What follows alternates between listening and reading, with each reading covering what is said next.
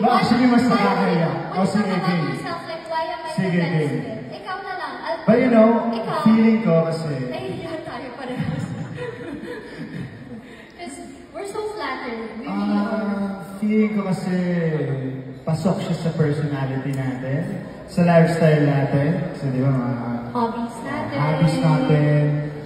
And, what do you think? Ano ba? And you know, one of the favorite things... It's very, dynamic, young, di ba? Yeah, also fresh, offers something new.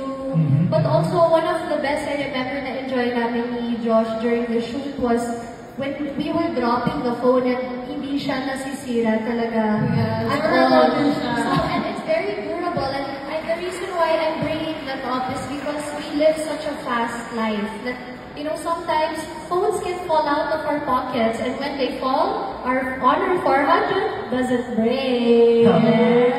Sorry, iyayabang ko lang siya.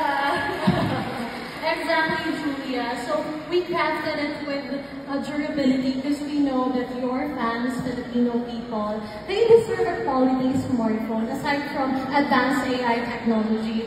Well, speaking of fans, what can Honor fans expect from you guys as brand ambassadors of Honor Philippines?